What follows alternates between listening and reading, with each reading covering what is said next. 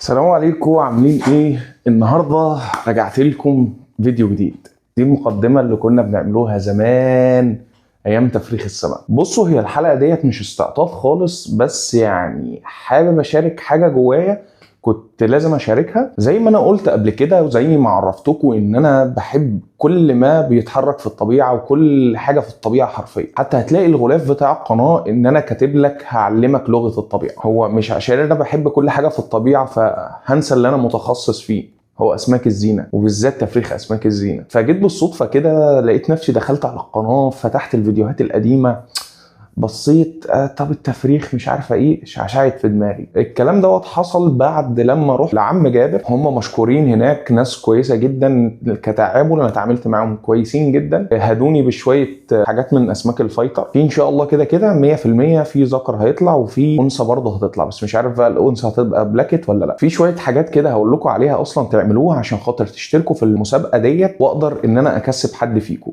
انا كده كده على باقي المنصات مكمل في المحتوى اللي انا كنت بعمله، اللي هو الحيوانات والزواحف يعني حرفيا باقي المنصات انا هعمل فيها كل اللي انا عايزه، لكن هنا هركز على اكتر حاجه محتوى تفريخ اسماك الزينه. حاجه تخص اي حاجه تخص الاسماك الزينه بالنباتات اللي هي الاكواريوم. في برضه ههتم بالتراريوم والبلاداريوم. فان شاء الله القناه ديت هتكون محصوره في الحيز ده. وبالمناسبه قناه الفلوجات وصفحه الانستجرام هتلاقوهم تحت في الديسكريبشن، خشوا اعملوا فولو. اتاكدوا ان انتوا عاملين لي فولو على كل المنصات، عشان اللي هلاقيه الفتره اللي جايه انا لسه ما حددتش قد ايه اللي هلاقيه متفاعل معايا وبيعلق كتير وفي لايكات منه كتير على المنصات ان شاء الله هيكسب معايا. اذا كان بقى قريب ليا بعيد عني هوصل لك ان شاء الله بذكر يعني، بس خليك في مصر عشان لو بره مصر الشحن هيبقى عليك بقى، ما اعرفش هيكلف كام بصراحه. قبل ما نبدا بس عايز اقول لكم حاجه، ان شاء الله في امكانيات دلوقتي ان انا اقدر اصور لكم، وان انا اقدر او انتوا تقدروا تسمعوني بصوت كويس. لو تفتحوا الفيديوهات بتاعت زمان هتلاقوا الصوت زي الزفت، الصوره زي الزفت، هي الصوره ما زالت زي الزفت. ان شاء الله ده التطوير اللي جاي. هتلاقوا المكان ذات نفسه مش متنظف المكان، لان انا كنت بربي زي مخزن حرفيا مقفول، كنت مقتول، كنت يعني الدنيا بايظه خالص. فالحمد لله الموضوع دلوقتي اتطور وبقينا في مكان مقفول زي بيت كده. ان شاء الله هتشوفوا محتوى الفتره اللي جايه كويس. هو مش كتير بس هيكون محتوى جودته عاليه. وعايز اقول لكم على حاجه، انا هظهر بطبيعتي خالص، لا هعمل بقى حساب ده بيقول ايه ولا دي بتقول ايه ولا اي حاجه، هعمل اللي انا عايزه. فالمهم انا حابب كده اقول لكم انا ان شاء الله راجع لمحتوى اسماك الزينه، وان شاء الله هنرجع بقوه. انا كده كده همشي بالراحه، همشي بعقل بالراحه خالص خالص خالص، عشان خاطر انا اتطفيت في فتره كده من اسماك الزينه. فان شاء الله هرجع بالتدريج. وحابب اقول لكم الشعله اللي عملت الموضوع دوت هي اسماك الفايتر بصراحه. لما شفتهم وبعدين هداني، يعني هو حاطيني قدام الامر الواقع، انت هترجع للسمك. حابب اشكر عم جابر وحابب اشكر احمد جابر، شكرا ليكم. ويلا بينا نبدا في تفريخ سمك الفايتر. وانا اسف جدا عشان طولت معاكم الفيديو، يلا نبدا. بقول لك ايه، دلوقتي سمك الفايتر انا الحمد لله جبت شويه سمك فايتر غير اللي عم جابر اللي هدهوني، وجبت منه حاجات. ان شاء الله احنا النهارده هنفرخ البلاكت، او هنحاول مثلا مع زوج او 2 أو 3، معرفش يعني. انا عندي كذا حاجه جاهزه الحمد لله، بس الشغله كلها متوقفه على حاجه واحده، متوقفه على الحاجه اللي هفرخ فيها، لان انا مش عامل حسابي اصلا انا هبت معايا. يلا بينا نرجع لفيديوهات السمك. بصوا كده يا جدعان، ما شاء الله كده ده ذكر انا كنت شاريه. استنوا، هو مش باين ربع جماله ما شاء الله عليه، يعني ده يعتبر افضل ذكر بالنسبه لي. ده هنفرخه، ده انا عايز اطلع منه بطفره كده معينه، يبقى كل الجسم ابيض وباقي الزعانف ازرق في الوان تانية، حاجات كده محدده. فخلينا بس الاول نمشي الدنيا في جوز. بس اول حاجه معانا هنجيبه علبه ديت علبه الحلاوه لو تفتكروها، بس دي الشفافه بقى. هاجي دي ميه يعتبر جديده، يفضل ان انت طبعا تستخدم ميه قديمه.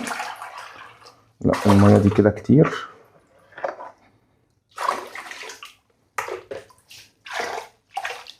بس كده الكميه دي كده كفايه.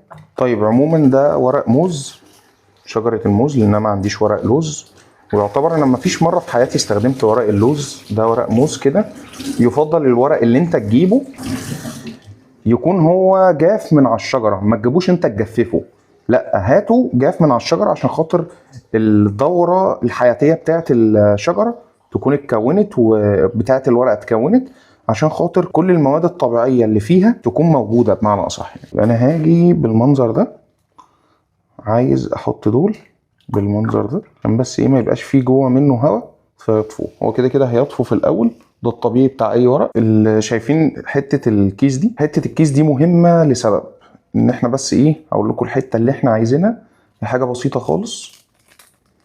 العرض بتاعها كده كبير، انا عايز اقلل عن كده كمان. السبب ان الذكر لو اول مره يفرخ فللاسف الفقاعات اللي مش متماسكه 100% دي بتبتدي ان هي تفرقع مع الوقت، فلما بتفرقع بتكون زي بقليله كده كبيره تحت الكيس لو الكيس مساحته كبيره. فالكيس لما مساحته بتبقى قليله ده بيفيدنا في ايه؟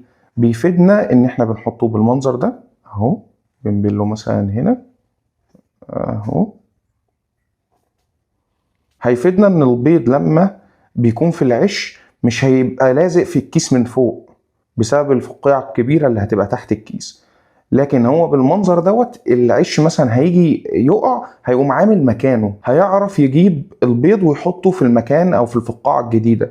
لكن هنا لو عملنا له الكيس عريض مش هيعرف يجيب البيض من على الكيس، فاهمين قصدي؟ فلازم نحطه حاجة بالرفع ده. المبدأ العام يعني الحاجة دي السمك بتاعها والعرض بتاعها ما يكونش كبير. هل لازم بقى نستخدم ورق الموز او ورق اللوز عشان نقلل البي اتش؟ لا طبعا. تقدر نسب المية اللي موجودة في مصر هنا تقدر ان انت ما تستخدمش ورق الموز ده تماما خالص. البي اتش اللي بيحتاجه الفايتر لو انت هتستخدم قياسات، لو انت في دولة غير مصر، البي اتش اللي بيحتاجه من 6 لغاية 7.5 بي اتش. كل المجال دوت بيفرخ فيه. التي دي اس اللي بيفرخ فيه انا بفضل من 150 او كمان من 200 لحد 700 800 معاك تمام جدا، اللي هي برضو ميه الحنفيه. طيب احنا كده جهزنا البيت للذكر، تعالوا نحطوا الذكر ونشوفوا ايه التعامل اللي هنتعاملوه مع الذكر. اهو انا اخترت مثلا ده، هاجي اصفيه بالمنظر ده، هوريكم شكله ما شاء الله الله اكبر روعه. اهو ده يا جماعه اقسم بالله ما باين ربع جماله، شوفوا ما شاء الله. في فايتر برضو متوفر عندي للي عايز. طيب كده احنا جهزنا البيت بتاع الذكر، هو هيبتدي يبني العش معانا هنا. المفروض بقى ان انت تسيبه يتعرف على المكان وتسيبه يتعرف على البيئه، لا انا عن نفسي بحط الانثى معاه عشان خاطر تحفزه ان هو يصنع العش. طيب بنعمل ايه؟ انا بس باخد مقاس الكوبايه، هي مقاسها، بجيب كوبايه او ازازه هي مثلا مسطحه من هنا، فانا بقوم جاي بآلة حادة اقوم فاتح بالمنظر ده. ليه؟ عشان لما اجي احط بالمنظر ده يبقى ديت ثابته بالشكل ده. ليه بقى بنعمل الحركه دي؟ عشان خاطر هنحطه الانثى هنا، لكن احنا للاسف يعني لكن احنا مثلا كوبايه مثلا زي ديت مش مفتوحه من تحت وحطيناها وهي فيها الميه بالمنظر ده، لما تيجي ترفع الجزء ده كده وتقوم كابب الانثى للذكر بعد ما يبني العش، ده هيعمل معانا مشكله كبيره، اللي هي احنا دلوقتي الانثى دي ميه ودي ميه، اي نعم نفس درجه الحراره، لكن الميه دي املاحها مختلفه ونسبه الحموضه بتاعتها مختلفه. لكن احنا بالمنظر ده اللي جوه هنا نفس الميه، والميه هنا لو اتاثرت باي حاجه كيميائيه او مثلا البي اتش اختلف او التي دي اس اختلف الاملاح، هنا برضو نفس الاختلاف هيحصل. انا هنا عندي ما شاء الله شويه اناث حلوين، انا كده كده مقرر هي الانثى دي ما اختفت. نجيبوها ازاي بقى؟ الانثى بنعرف ازاي ان هي جاهزه، بيكون فيه انبوب البيض بالمنظر ده،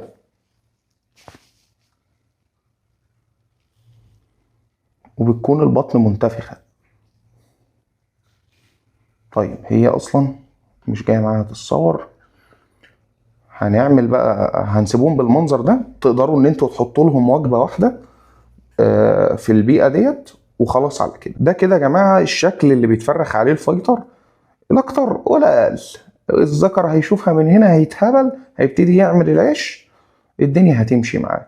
بس انا ورق الموز ده بالمنظر ده كده انا شايف ان هو غلط، هو المفروض نحط طوبه مثلا عليه عشان خاطر ايه انا مش عايزه يعمل العش تحته، دي حاجه برضو ايه لازم تكون في الحسبان. انا كميه الميه برضو اللي استخدمتها هي حوالي مثلا 2 لتر 3 لتر، وكده كده هنزود مع الوقت. يبقى انا شايف الكميه دي كده كتيره، او هي مش كتيره يعني هي مناسبه، بس انا مش عايزه يعمل العش بتاعه تحتها. هل كده خلاص خلصت؟ لا طبعا، هضيف لهم اكل وهضيف اكل عشان خاطر الزريعه. ليه بقى انا بعمل كده؟ عشان انا للاسف ما عنديش دود. الفيطر روحه طبعا في الدود، الدود افضل غذاء للفيطر، بس الدود وهو متطهر. ما تتعاملش مع دود الا وهو مش متطهر. كده كده في حلقات انا عاملها ازاي تحتفظ بالدود وازاي تطهره، خش اتفرج عليهم وكمل معايا الحلقه. طيب انا بس عشان ما كانش في دماغي وكنت نسيت، هاخد كده ايه حوالي لتر من الميه. ماشي، ده كده نص لتر وده كده نص لتر. انا هنا عامل مزرعه للدفنيه، وهقول لكم بعد كده ازاي بنعمل المزرعه بتاعه الدفنيه. فانا هاخد لي كده لتر من الميه الخضراء، اهم حاجه نص لتر ولا ايه من الميه الخضراء، والنص التاني ميه مليانه دافنيه عشان خاطر الدافنيه تتغذى عليها. كده كده الاسماك الكبار هيتغذوا على الدافنيه، وكده كده هحط تاني من الدافنيه. هقلب بقى بالمنظر ده على الجنب التاني الميه الدافنيه وميه الخضراء عشان خاطر تكون غذاء. هجيب حاجه تقفل ده او تعتم عليه عشان خاطر الجو يكون هادي ليهم، الذكر ما يبقاش شايف الانثى بألوان قوية جدا وبالشكل اللي هو الأوفر ده، عشان خاطر الذكر ما يجيلوش هبل في دماغه. تمام، ده شيء أساسي لازم نعمل حسابه. بس عشان الأنثى ما كانش دخل لها دافنية كده، أنا دخلت لها دافنية في المية، هم كده كده الدافنية كانت كده كده هتخش لها يعني. أنا مثلا هسيبهم مثلا هنا أهو، وهقفل عليهم بالمنظر ده. طيب شوفوا كده يا جدعان أهو، هي ديت البيئة المناسبة. ويفضل الجوانب او الشكل هنا ما يكونش شفاف، يعني يفضل ان هو يكون منغمش كده شوية. بصوا الذكر ما شاء الله هو بياكل دلوقتي ما شاء الله. الدفنية كده كده اصلا هنا هتخلص، هقوم مصفي بقى شوية دفنية، مش هحط الدفنية تاني بميتها، انا حطيت كده كده المية الخضراء وخلاص. برضو كذلك ساعتها هقوم حاطط دافنية بدون ميه عشان خاطر ما ارفعش المنسوب اكتر من كده. هو المنسوب المناسب دوت حوالي مثلا 10 سنتي، ده 10 سنتي. انا بعمل المنسوب بتاع تفريخ الفيطر من 10 ل 15، مش بزود عن كده لسببين. لسبب ان الذكر لما بيجي يعصر الانثى ما يبقاش تعبان ان هو عمال يجيب البيض من تحت لغايه يطلعه فوق، فدوت بيكون العمليه ديت اصلا بتكون متعبه جدا للزوجين، فانا مش عايز ازود التعب على الذكر. الحاجه التانيه الزريعه ان شاء الله لما تفقس، انا برضو مش عايزها تواجه تعب كبير ان هي مثلا نزلت اكلت تحت وبعدين تطلع لفوق. هو كده كده الفيطر اصلا الجهاز اللي هو الكتائب الرئويه اللي بتكون عنده ما بتتكونش غير بعد شهر لشهر ونص. هو مثلا اكل وبعدين قام طلع فوق عشان خاطر نسبه الاكسجين على سطح الميه بتكون اعلى من نسبه الاكسجين من اسفل الميه او قاع الحاجه اللي احنا حاطين فيها الميه. وهو بس كده يعتبر دي كده حلقه النهارده او الجزء الاول من تفريخ الفيطر. انا كده كده دوت هيبقى متعتم بالمنظر ده، بس انا بقى عشان خاطر ابقى بفرجكم على حاجه.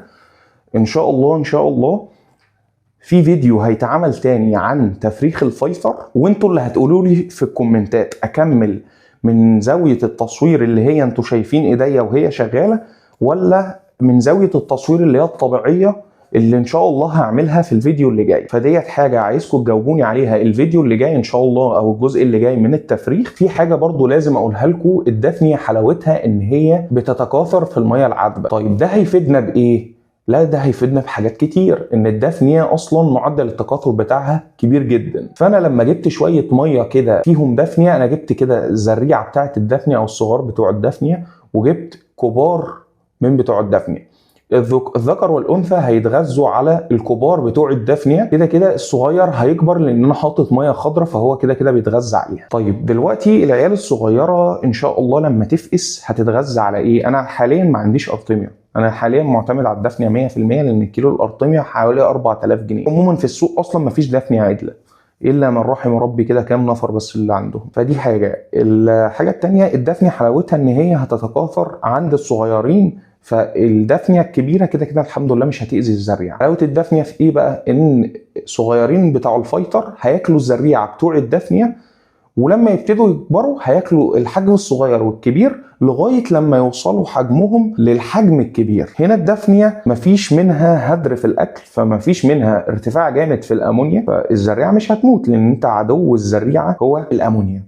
طيب انا برضه عشان ما اكذبش عليكم، انا مع الدفنيه باكل صفار بيض او بياض بيض، وهقول لكم على طريقه اصلا لعمل البودر بتاع بياض البيض والبودر بتاع صفار البيض، فده استنوه في حلقات كتير ان شاء الله، هتنبهروا انبهار ابن لذينه ان شاء الله. اصلا على الحلقه اللي جايه هتلاقوا ان الميه ديت اصبحت بني، هي الميه مخضره وليست مديه على بني، عشان بس ايه تبقوا عارفين وشايفين كويس. بس انا شايف الدنيا كده مناسبه، عشان خاطر بس اهم حاجه عندي ان الفايتر ما يعمليش العش تحت ده، عشان ابقى متابع الدنيا اول باول. كده احنا خلصنا. ما تنسوش لو عجبكم الفيديو ما تنسوش لايك وتشيروا الفيديو وتعملوا سبسكرايب. هسيب لكم فيديو تطهير الدود والاحتفاظ بالدود هنا، خشوا اتفرجوا عليه.